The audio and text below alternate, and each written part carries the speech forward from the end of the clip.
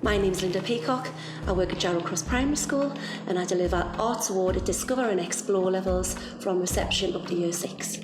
I'm Adam Featherstone. I teach music at Priory Woods School and Arts College. I'm Megan Smith and I work at Moorbridge Pupil Referral Unit, which is a school for students from North Tyneside who are struggling with social, emotional and behavioural difficulties. Hi, I'm Victoria Schofield and I work at Durham Sixth Form Centre. I teach A-level dance and I'm the Arts Award Advisor for Gold Arts Award. Within Priory Woods, we teach Discover in lower school, sometimes with the gifted and talented group. We teach Explore in upper school, sometimes Key Stage 3 or Key Stage 4, and we teach Bronze in Post 16. This allows us a bit of flexibility to sort of tailor the Arts Award to our students, but also to allow and show progression across the key stages. It's really important for the students to have autonomy over their work, especially those that are sort of suffering with mental health problems. Having a rigid, strict GCSE qualification sometimes is too daunting for them, or it's sometimes too much for them to handle, but then the Arts Award qualification is a lot more open and flexible for them to have the autonomy. We're currently running a new project called Discover in a Day, which was funded by the Jarrow Big Local Lottery Fund. We managed to raise some funds from them by putting a bid in, and this entails artists coming in and working with a group of children.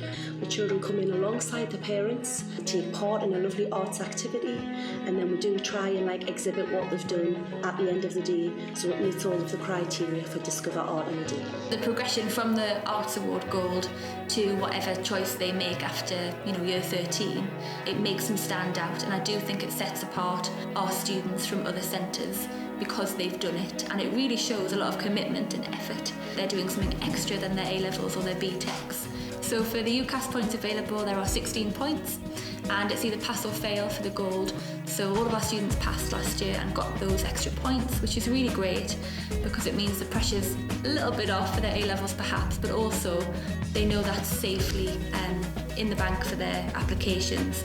The transferable skills that the students learn from, say, a printmaking workshop, they have these brilliant creative ideas, but they don't have the small skill set to be able to carry out these pieces of artwork, which then gets turned into frustration. So in Arts Award, there's no onus on having a final piece. It's that they can experiment with the media. Obviously, it always turns out lovely and there is always something at the end of it, but it's not that pressure. Schools should consider using Arts Awards as a way of evidencing all the lovely creative things that they do within school. It's a nice way for pupils to take ownership in their work and share it with their peers. It also allows external trips to be evidenced, for them to take their interests and run with them and shine, but also share them at the same time.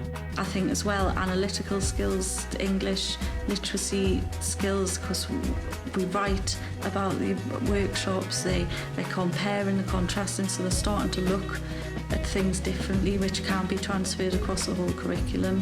Through the children taking part in Discover Art and Explore Arts Award, I personally have seen a huge impact upon the children's confidence. They've become little leaders, they're talking about the different arts they've taken part in, they're encouraging the other children to take part. I think in terms of the confidence it gives students, it's massive. But they become leaders as well, which I think is really interesting for Unit 2 of Gold Arts Award.